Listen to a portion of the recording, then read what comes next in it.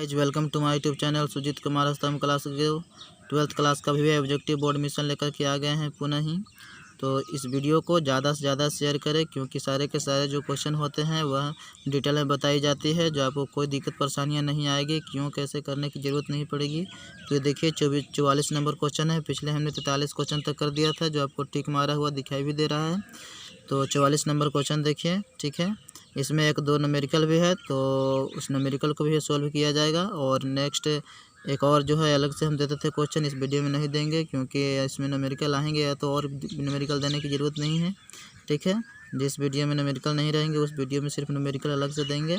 और कल क्वेश्चन भी पूछेंगे, आज क्वेश्चन नहीं पूछेंगे, ठीक है। तो देखिए क्वेश्चन नंबर 44। किसी आवेशित खोखले गोलाकार चालक के केंद्र पर विद्युतीय केंद्र पर क्या होता है, ठीक है। प्रश्न किया जा रहा है किसी आवेशित खोखले गोलाकार चालक केंद्र पर क्या होता है। तो ऑप्शन दिया गया है कि विद्युतीय क्षेत्र तथा विद्युत विभव दोनों शून्य होता है। खोखला गोला रहे या ठोस गोला रहे, हमने पिछले वीडियो में बताया था कि जो केंद्र पर होता है विद्युत क्षेत्र की तीव्रता जो शून्य होता है, और विद्युत विभव ठोस गोला रहे या खोखला गोला रहे उसके अंदर नियत रहता है, ठीक है। तो विद्युत क्षेत्र तथा विद्युत विभव दोनों शून्य तो होंगे नहीं, क्योंकि विद्युत क्षेत्र सिर्फ शून्य होता है, विद्युत विभव तो शून्य होता नहीं, वो तो नियत होता है। तो ए ऑप्शन गलत हो जाएगा। अब देखिए बी ऑप्शन पे विभव केवल शून्य होता है, तो विभव शून्य कैसे हो सकता है, वो तो नियत होता है। सी देखते हैं केवल विद्युतीय क्षेत्र शून्य होता है और विभव नियत रहता है, बात सबसे अच्छा है, बिल्कुल राइट आंसर है। तो सी ऑप्शन ही हम सही मानेंगे। और दोनों ही अनंत होता है तो ये गलत होता है, ठीक है। केवल विद्युतीय क्षेत्र शून्य होता है और विभव नियत होता है, ठीक है। तो इस बात को ध्यान में रखिए, 44 का सी ऑप्शन सही है, ठीक है, करेक्ट है। अब देखिए 45 नंबर क्वेश्चन। अगर 2 कूलाम और 6 कूलाम के दो आवेश एक दूसरे को किस बल से विकर्षित करें कि अगर दोनों को -2 कूलाम आवेश दिया जाए तो बल होगा।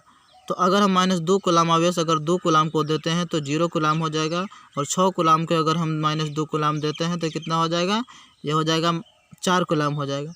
तो अगर ये 2 कूलाम को हम दे रहे हैं -2, तो ये 0 हो ही गया, तो बल तो 0 हो जाएगा। जैसे आप देख सकते हैं, इस कॉपी पे हम दिखा दे रहे हैं आपको, देखिए जैसे एक Q1 आवेश है और यह Q2 आवेश है। अब दोनों जो है मान लिया जाए कि R दूरी पर रखा गया है, ठीक। इस पर -2 कूलाम नहीं +2 कूलाम था, +2 कूलाम था, और इससे +6 कूलाम था। अब इसमें क्या हुआ कि -2 कूलाम दिया जा रहा है, ठीक है। -2 कूलाम अगर दिया जाएगा दोनों पर, तो इस पर तो 0 हो जाएगा, और इस पर कितना आ जाएगा, 4 कूलाम हो जाएगा। अगर इस पर अगर लगने वाला फोर्स अगर ज्ञात करते हैं तो K × Q1 Q2 बटा R² होता है ना, Q1 Q2 बटा R² होता है। तो Q1 का वैल्यू तो 0 हो गया, तो अगर यहाँ पे हम आप 0 पुट करते हैं तो क्या हो जाएगा, पूरा बल का मान कितना हो जाएगा, शून्य हो जाएगा ना।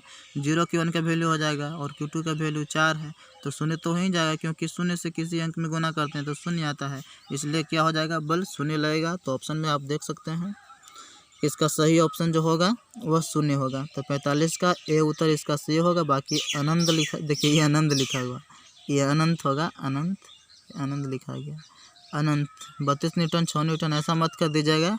ये 2 न्यूटन दिए हैं तो 2 4 हो गया, और 6 2 8, तो 8 चौका 32 न्यूटन हो गया। या फिर कोई सोचने लगेंगे कि 2 दिए तो ख़त्म हो गया, बाकी ये बचा 6 न्यूटन, तो ऐसा नहीं होगा, ठीक है। अब देखिए अगला क्वेश्चन की ओर हम बढ़ते हैं। ये अगला क्वेश्चन, ये जो वीडियो बना रहे हैं ये बिल्कुल एकदम खराने में बना रहे हैं, बगीचा में बना रहे हैं, जो आम के बगीचा है इसे हम बना रहे हैं, ठीक है ना। देखना चाहते हैं तो देख सकते हैं, हम रूबरू करवा दे रहे हैं। देखिए आम का बगीचा है ना, इधर ही बना रहे हैं, सुबह का समय भी है और सुबह ही हम बना रहे हैं, ठीक है, देख सकते हैं। आप बोर हो रहे होंगे तो दिखा दिए, प्रकृति का नज़ारा भी दिखा दिए, प्रकृति के गोद में हम लोग हैं, ठीक है। अभी सूर्य उगा हुआ है। अब देखिए क्वेश्चन की ओर बढ़ते हैं। तो यह है क्वेश्चन, देखिए विद्युत विभव के कारण किसी बिंदु r थीटा पर विभव किस व्यंजक से दिया जाता है। आपको व्यंजक पूछ रहा है कि किसी भी बिंदु पर के लिए विद्युत विभव का जो वैल्यू होता है वह क्या होता है ना, किसी भी बिंदु पर, है ना। क्या कह रहा है, विद्युत विभव के कारण किसी बिंदु पर विभव जिस व्यंजक से दिया जाता है, विद्युत विभव लिखा गया, देखिए ना, विद्युत द्विध्रुव होगा, द्विध्रुव यहाँ होना चाहिए था, विद्युत द्विध्रुव, देखिए गलती हो गया यहाँ पे, तो आप द्विध्रुव लिख देते हैं, द्विध्रुव, विद्युत द्विध्रुव के कारण होना चाहिए। विद्युत द्विध्रुव के कारण किसी बिंदु पर विभव जिस व्यंजक से दिया जाता है वह क्या होता है। तो हम लोग जानते हैं KP cos थीटा बटा R स्क्वायर होता है, तो इसका बी ऑप्शन सही है। वैसे आप देखना चाहे देख सकते हैं। देखिए ये विद्युत द्विध्रुव होता है ना। समान परिमाण परंतु विपरीत प्रकृति के दो आवेशों को यदि r दूरी पर रखते हैं तो दोनों के बीच लगने वाला आकर्षण या प्रतिकर्षण बल वो क्या होता है, एक कूलाम का नियम होता है। और ये क्या है, ये जो बनाया गया है कंडीशन, इसको कहते हैं विद्युतीय द्विध्रुव कहते हैं। और इससे कह रहा है कि थीटा एंगल पर क्या होता है, थीटा एंगल पर। ये तो r हो गया है विद्युत द्विध्रुव के लिए ना दूरी, और मान लिया जाए कि इसको हम मानते हैं, इसके लिए r दिया गया है, तो एक काम करते हैं विद्युत द्विध्रुव के लिए हम लोग l मान लेते हैं, है ना, l है। लेकिन विद्युत द्विध्रुव के लिए r दूरी पर यह पूछ रहा है कि क्या होगा विद्युत विभव क्या हो जाएगा। तो हो जाता है KP cos थीटा बटा R स्क्वायर होता है। तो आप इसको याद रखिएगा, ठीक है। ये डेरिवेशन पूछता भी है बिहार बोर्ड में, तो इसको आप याद रखिएगा, ध्यान में रखिएगा, ठीक है। वैसे तो आप लोगों का एग्ज़ाम जो है से इस वर्ष तो नहीं होगा, कैंसिल ही हो गया है। और आपको जो 2021 में एग्ज़ाम होने वाला था, तो आपको एग्ज़ाम 2021 में नहीं होगा, 2022 में हो सकता है। इसलिए आप इत्मीनान से पढ़िए। आप लोगों के लिए तो 2 वर्ष का समय दे दिया गया है, तो आप बहुत अच्छी तरह से तैयारी कर सकते हैं और बहुत ज़्यादा आप अंक प्राप्त कर सकते हैं और अपना कॉन्सेप्ट भी क्लियर कर सकते हैं, ठीक है। कॉन्सेप्ट से बनाना चाहिए, रट्टा उतना नहीं मारना चाहिए, ठीक है। तो इसका जो सही उत्तर हो जाएगा मित्रों, और K का वैल्यू हम लोग जानबे करते हैं, जहाँ पे KP cos थीटा बटा R स्क्वायर है, तो K का वैल्यू आता है 1/4 पाई एप्सिलॉन नोड, है ना। 1/4 पाई एप्सिलॉन नोड होता है K का वैल्यू, और P cos थीटा बटा R स्क्वायर हो जाएगा। तो यहाँ ऑप्शन आप देख सकते हैं कि 1/4 pi epsilon node into P cos theta बटा R स्क्वायर, बी ऑप्शन सही है। तो इसका सही उत्तर जो होगा 46 के बी होगा सही। अब देखिए क्वेश्चन नंबर 47, आपको जो और दिया गया है option 1/4 pi epsilon node P cos theta बटा R तो होना नहीं है। सी ऑप्शन जो दिया गया है 1/4 pi epsilon node into P बटा R क्यूब, यह आपको निरक्षीय स्थिति में विद्युत क्षेत्र के तीव्रता का वैल्यू होता है। और जो डी ऑप्शन आपको दिखाई दे रहा है 1/4 pi epsilon node into 2P बटा R की जो दिखाई दे रहा है वह है अक्षीय स्थिति में विद्युत क्षेत्र की तीव्रता के रूप में। तो आप कहिएगा कि सर विद्युत विभव तो आप बता ही दिए हैं कि किसी बिंदु के लिए कि KP cos थीटा बटा R स्क्वायर होता है, तो आप बता न दीजिए तो विद्युत क्षेत्र के तीव्रता का या किसी भी बिंदु के लिए क्या होता है। तो इसके लिए जो विद्युत क्षेत्र के जो तीव्रता होता है, इसके लिए किसी भी बिंदु के लिए जो विद्युत क्षेत्र की तीव्रता होता है वह होता है KP बटा R cube √1 + 3 cos square theta. हम पिछले वीडियो में बताए थे, जब अच्छी स्थिति के फॉर्मूला शायद पूछ रहा था तो मैं इसी से निकाल कर इसके शायद बताया था। तो किसी बिंदु के लिए आप याद रखेंगे इस फॉर्मूला के, और इसी में अगर आप अक्षीय निकालना चाहते हैं तो अक्षीय के लिए कितना हो जाएगा, अक्षीय के लिए तो थीटा का वैल्यू 0 डिग्री हो जाएगा, और 0 डिग्री यहाँ पुट करते हैं तो इसका वैल्यू कितना हो जाएगा 1, तो 3 1 हो जाएगा 4, तो हो जाएगा क्या 2P बटा R क्यूब हो जाएगा, K 2P बटा R क्यूब।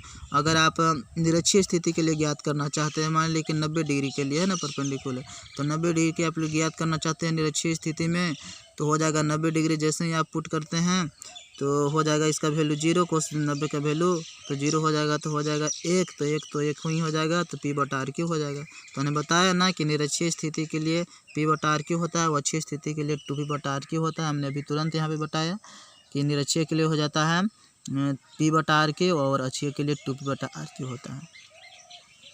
और 1/4 पे एप्सिलॉन नोड तो लगना ही लगना है ना। K का वैल्यू होता है 1/4 पे एप्सिलॉन नोड, और 1/4 पे एप्सिलॉन नोड का मान होता है 9 × 10⁻9 न्यूटन मीटर स्क्वायर प्रति कूलाम स्क्वायर। और आप एप्सिलॉन नोड की बात करते हैं जिसको परमिटिविटी कहते हैं, परावर्तितांक, या आपको एप्सिलॉन नोड है, तो इसका जो वैल्यू होता है 8.854 × 10⁻11 मीटर कूलाम स्क्वायर प्रति न्यूटन मीटर स्क्वायर होता है। तो इस बात को भी आप याद रखिएगा।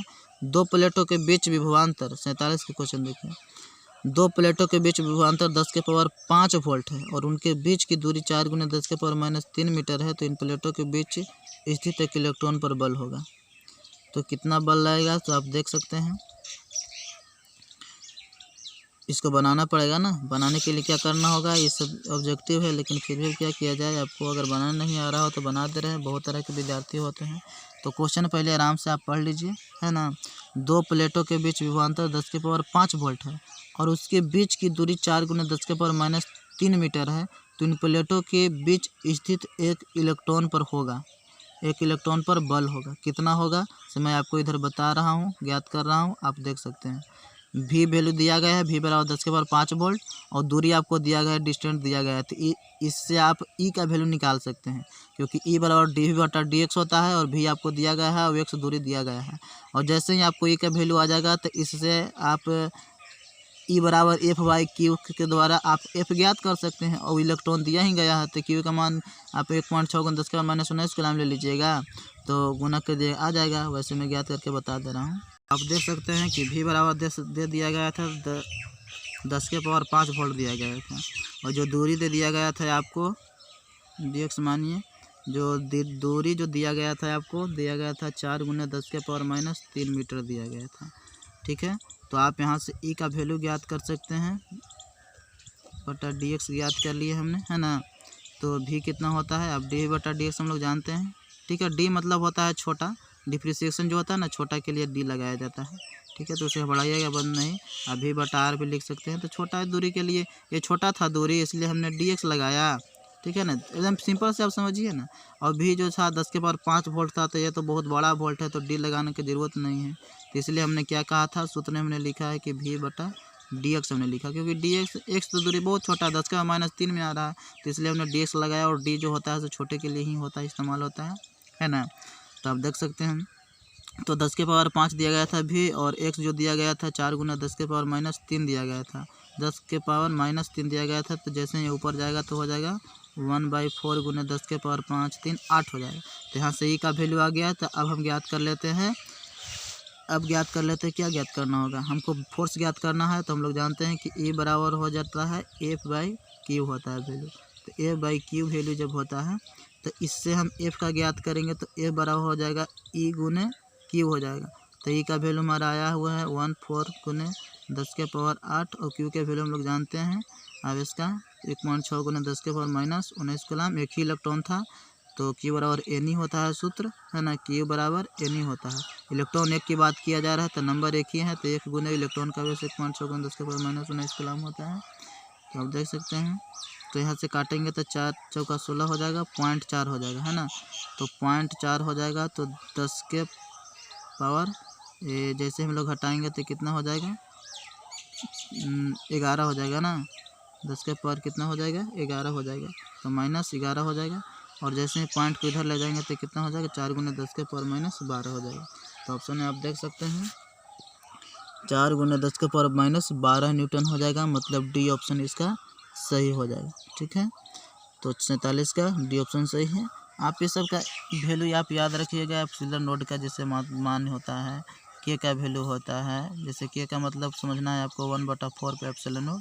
परमिटिविटी भी के मतलब कहते हैं। एप्सिलॉन नोड का आप मान याद रखिएगा, प्रत्येक वीडियो में बता देता हूँ। 8.854 × 10⁻12 न्यूटन मीटर स्क्वायर प्रति किलोग्राम प्रति कूलम स्क्वायर होता है। न्यूटन मीटर स्क्वायर प्रति कूलम स्क्वायर होता है। तो इस बात को याद रखिएगा।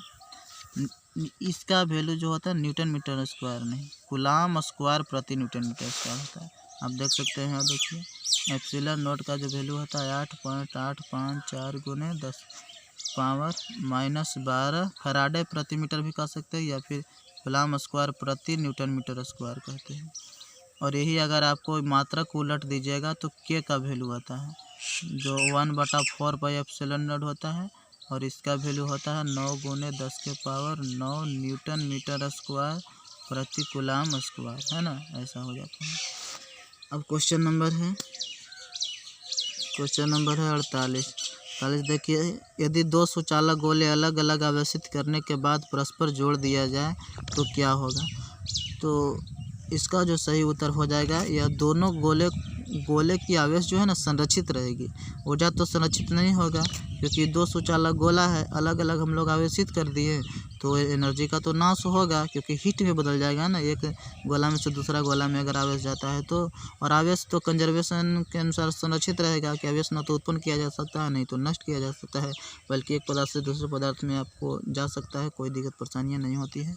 तो आप देख सकते हैं यहाँ पे हम बता रहे हैं आपको, ठीक है। देखिए जैसे मान लिया जाए कि एक गोला ये है, एक गोला ये है, इसे मान लिया जाए कि +4 कूलाम आवेश है और इसे मान लिया जाए कि 20 कूलाम आवेश है। तो मान लिया कि एक दूसरे में अगर जाएगा, ठीक है, अगर जाएंगे तो क्या होगा, एनर्जी जो है से बर्बाद होगा, क्योंकि हीट में कुछ बदल जाएंगे, उसमें उत्पन्न हो जाएंगे जाते वक्त, है ना, जाते वक्त उसमें बदल जाएंगे। जैसे आप रगड़िएगा, एक दूसरे में आप रगड़ रहे हैं तो घर्षण से तो एनर्जी तो होता है ना ट्रांसफ़र, तो ट्रांसफ़र होता है तो क्या होता है, हीट के द्वारा एनर्जी में बदल जाएंगे। लेकिन आवेश को तो, आवेश जो होगा से संरक्षित रहेगा ना, क्योंकि मान लिया जाए कि अगर मान लिया जाए कि 4 इलेक्ट्रॉन इससे गया, ठीक है, 4 इलेक्ट्रॉन इससे गया तो इसमें पॉजिटिव और यहाँ आ गया तो इसमें नेगेटिव चार्ज उत्पन्न हो जाता है। जिससे जाता है उसमें पॉजिटिव और जहाँ चल जाता है उसमें जो ले लेता है, जिसके यहाँ प्रवेश हो जाता है वो नेगेटिव चार्ज उत्पन्न हो जाता है। तो मतलब आवेश तो उतना ही है ना, इसमें 4 गया तो इसमें 4 आया, तो आवेश तो उतना ही है, जोड़ने के बाद दोनों का तो कुल योग सेम ही रहेगा। लेकिन जाते वक्त तो एनर्जी का तो नष्ट होगा ना, बर्बादी होगा ना। तो इसीलिए कहा जाता है कि आवेश तो संरक्षित रहेंगे लेकिन ऊर्जा संरक्षित नहीं रहेगा। क्या, ऊर्जा संरक्षित नहीं रहेगा, ठीक है। तो बात को हम बता रहे हैं। तो देखिए 48 का जो बी ऑप्शन है वही केवल सही रहेगा, दोनों गोले की आवेश सिर्फ संरक्षित रहेंगे, ठीक है। तो यदि आपको यह वीडियो अच्छा लगा तो लाइक कर दीजिए और शेयर कर दीजिए अपने दोस्तों के साथ, और यदि इस चैनल पर नए हैं तो सब्सक्राइब कर दीजिएगा, ठीक है। Thank you for watching video. आपको काफ़ी लंबा समय मिल गया है, इसलिए ऐसा मत सोचिए कि लंबा समय है तो मैं पढ़ूंगा ना, अभी तो 2 साल हो गया है ना। तो ऐसा मत समझिए, आपका उम्र तो वापस नहीं आएगा, इसलिए ज़्यादा से ज़्यादा पढ़ने की कोशिश कीजिए ताकि आगे चलकर पछताने की ज़रूरत ना पड़े, ठीक है। All the best.